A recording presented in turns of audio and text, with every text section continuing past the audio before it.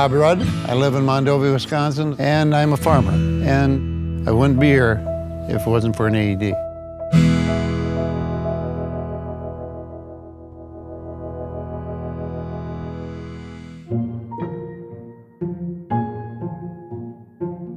I'm Elaine Rudd, and Bob and I have lived in Mondovi for 56 years. We go to ball games, football or basketball, we know just about everybody.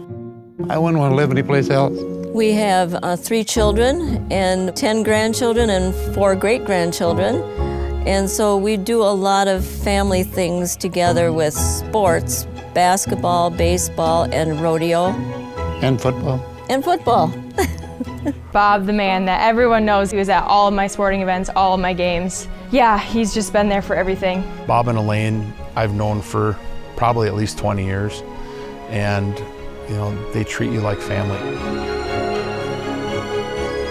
It was a very special day because it was our 55th wedding anniversary. And we went into the football game an hour early like we usually do to watch our grandson, Dawson, and his team warm up. Beautiful night here in Mondovi. The crowd was just all settled in. I'd come up and spoken with Mr. and Mrs. Rudd. On the way up the stairs, they usually sat right on the aisle as they always do. And Mr. and Mrs. Rudd were directly in line between me and the flagpole.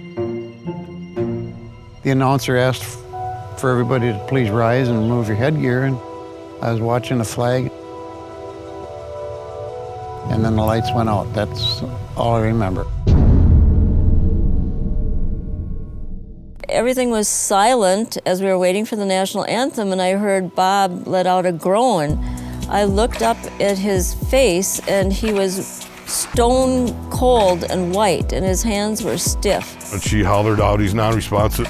And then I went down there just as fast as I could. And Elaine was holding on to him, and we just laid him down on the grandstand seating there so could have a good place to do CPR on him. I knew he needed an AED to come back to life. Elaine was barking out, "We need the AED, we need an AED as fast as possible." Track coach had to run where they had an AED. Thank goodness for him being a runner.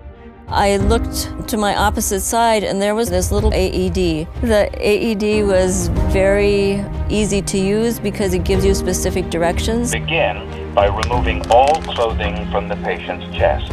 Cut clothing if needed. You don't have to wonder. It tells you exactly step by step what to do. We cut off his clothes and applied the patches, and then it told us to clear, analyzing, and then it said to shock.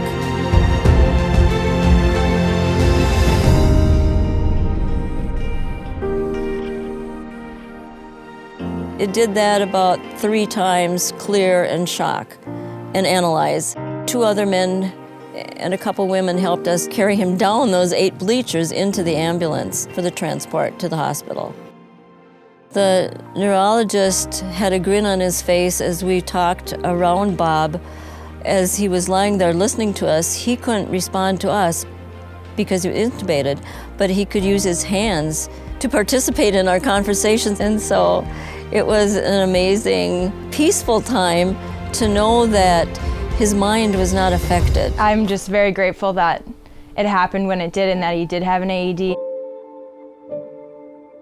The day when Bob got home, one of the grandchildren said, "So Grandpa, how old are you now?" And he said, "I'm really only 1 month old because I came back to life." I feel great. I'm back doing everything I did before. We farm. I cut a lot of wood. Go up to the hunting cabin, deer hunt. Mowing lawn. He drives for the Amish. I feel that every day is a blessing. We've had a second chance at life. Having an AED in your workplace or in your life wherever you are is vitally important. When we go to any events, I make a point of asking them if they have an AED and where it's located, because without that, Bob wouldn't be here. You have to have that electrical power from an AED when you have a cardiac arrest. My grandpa, he had the biggest man in the whole area during that game, pounding on his chest, and he wasn't going to wake up if the AED wasn't there. That miracle machine brought him back to life.